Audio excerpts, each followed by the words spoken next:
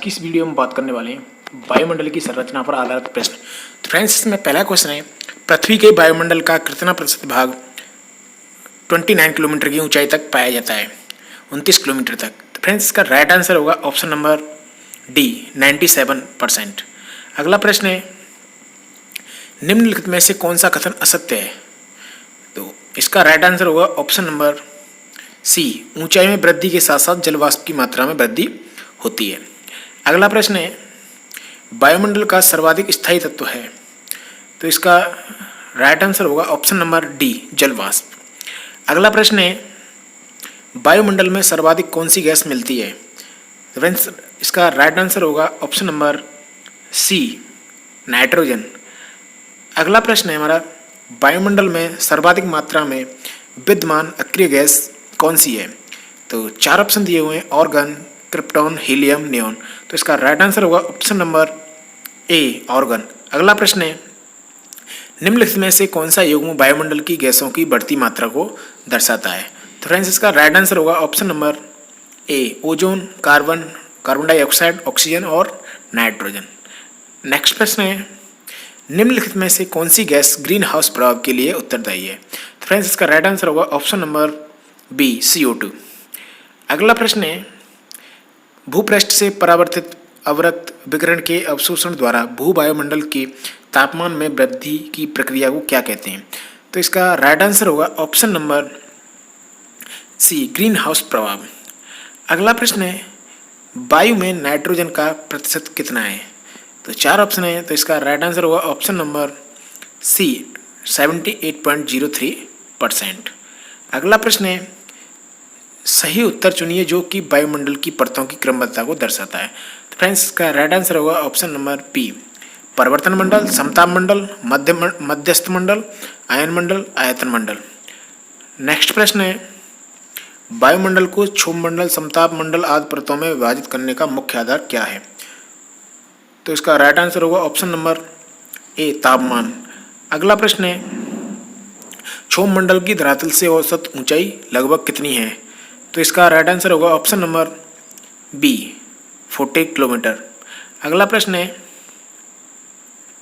निम्नलिखित में से किस मंडल को संवहन भी कहा जाता है? तो इसका राइट आंसर होगा ऑप्शन नंबर ए, क्षोभ मंडल। अगला प्रश्न है, किस ऋतु में क्षोभ मंडल की ऊंचाई में वृद्धि हो जाती है? तो इसका आंसर होगा ऑप्शन नंबर बी, ग्रीष्म ऋतु। अगला प्रश्न है, क्षोभ मंडल की धरातल से ऊंचाई अधिकतम ऊंचाई है? तो इसका आंसर होगा ऑप्शन नंबर डी, 18 किलोमीटर। अगला प्रश्न है, क्षोभ मंडल में तापमान की सामान्य ह्रास की 1 डिग्री सेंटीग्रेड प्रत्येक है? तो फ्रेंड्स, इसका राइट आंसर होगा ऑप्शन नंबर सी, 166 मीटर हेतु। अगला प्रश्न है, क्षोभ मंडल वायुमंडल का सबसे तप्त परत है क्योंकि? इसका राइट आंसर होगा ऑप्शन नंबर सी, यह पृथ्वी के पृष्ठ से तप्त हो जाती है। अगला प्रश्न है, क्षोभ मंडल एवं समताप मंडल के बीच स्थित संक्रमण क्षेत्र को क्या कहा जाता है? तो इसका राइट आंसर होगा ऑप्शन नंबर बी, क्षोभ सीमा। अगला प्रश्न है, पृथ्वी के वायुमंडल का सर्वाधिक घनत्व कहाँ पर होता है? तो इसका आंसर होगा ऑप्शन नंबर ए, क्षोभ मंडल।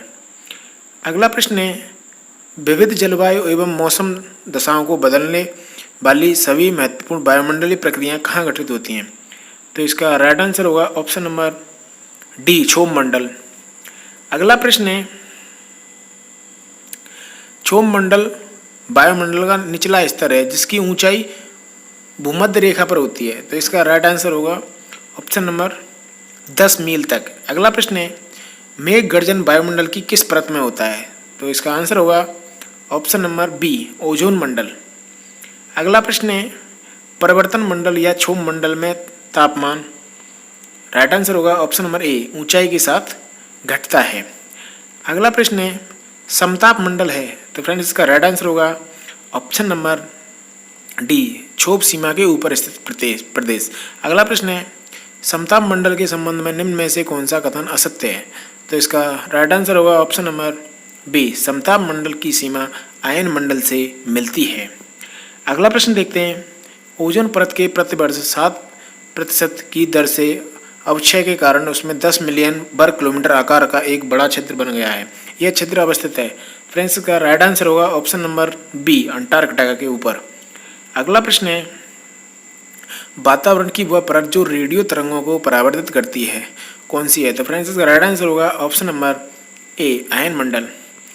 अगला प्रश्न देखते हैं, संचार उपग्रह की वायुमंडलीय स्तर में स्थित होते हैं, तो इसका राइट आंसर होगा ऑप्शन नंबर बी, आयन मंडल।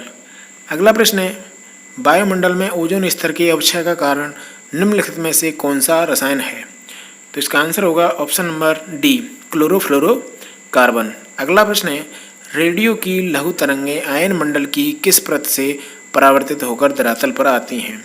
तो इसका आंसर होगा ऑप्शन नंबर सी, एफ परत।